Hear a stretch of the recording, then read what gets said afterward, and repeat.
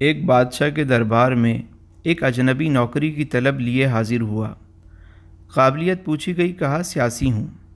عربی میں سیاسی افہام و تفہیم سے مسئلہ حل کرنے والے معاملہ فہم کو کہتے ہیں۔ بادشاہ کے پاس سیاست دانوں کی بھرمار تھی، لہذا اسے خاص گھوڑوں کے استبل کا انچارج بنا دیا گیا۔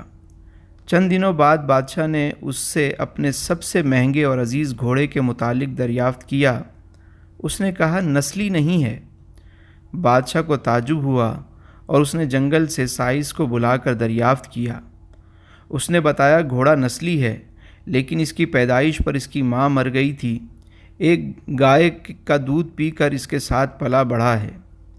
مسئول کو بلایا گیا اور پوچھا گیا کہ تمہیں کیسے پتہ چلا یہ اصیل نہیں ہے؟ اس نے کہا حضور، جب یہ گھاس کھاتا ہے تو گائے کی طرح سر نیچے کر کے، جبکہ نسلی گھوڑا گھاس منہ میں لے کر سر اٹھا لیتا ہے۔ بادشاہ اس کی فراست سے بہت متاثر ہوا۔ مسئول کے گھر گھی، بھنے پرندوں کا اعلیٰ گوشت بطور انعام بھجوایا اور اس کے ساتھ ساتھ اسے ملکہ کے محل میں تعینات کر دیا۔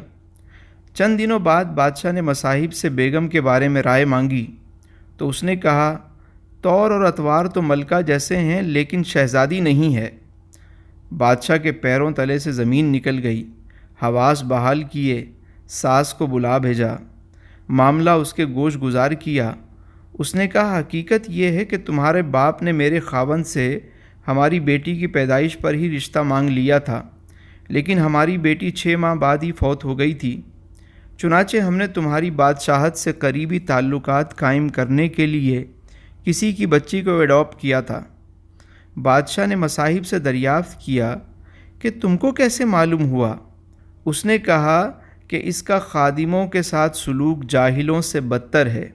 بادشاہ اس کی فراست سے خاصا متاثر ہوا اور بہت سا اناج، بھیڑ بکریاں بطور انعام دیں اور ساتھ ہی اسے اپنے دربار میں رکھ لیا۔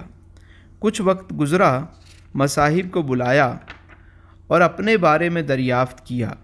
مصاحب نے کہا جان کی امان۔ بادشاہ نے وعدہ کیا کہ تمہیں کچھ نہیں کہا جائے گا، بولو۔ اس نے کہا نہ تو تم بادشاہ زادے ہو، نہ تمہارا چلن بادشاہوں والا ہے۔ بادشاہ کو بہت غصہ آیا، مگر جان کی امان دے چکا تھا۔ سیدھا والدہ کے محل پہنچا۔ والدہ نے کہا یہ سچ ہے کہ تم ایک چرواہے کے بیٹے ہو، ہماری اولاد نہیں تھی تو تمہیں لے کر ہم نے پالا تھا۔ بادشاہ نے مصاحب کو بلایا اور پوچھا تمہیں کیسے پتہ چلا؟ اس نے کہا بادشاہ جب کسی کو انعام و اکرام دیا کرتے ہیں تو وہ ہیرے موتی جواہرات کی شکل میں دیتے ہیں، لیکن آپ بھیڑ بکریاں کھانے پینے کی چیزیں عنایت کرتے ہیں، یہ اسلوب بادشاہ زادے کا نہیں، کسی چرواہے کے بیٹے کا ہی ہو سکتا ہے۔ عادتیں نسلوں کا پتہ دیتی ہیں، عادات، اخلاق اور طرز عمل خون اور نسل دونوں کی پہچان کرا دیتے ہیں۔ جو خاندانی رئیس ہیں وہ مزاج رکھتے ہیں نرم اپنا، تمہارا لہجہ بتا رہا ہے تمہاری دولت نئی نئی ہے۔ اور ذرا سا قدرت نے کیا نوازا کہ آ کے بیٹھے ہو پہلی صف میں، ابھی سے اڑنے لگے ہوا میں، ابھی تو شہرت نئی نئی ہے۔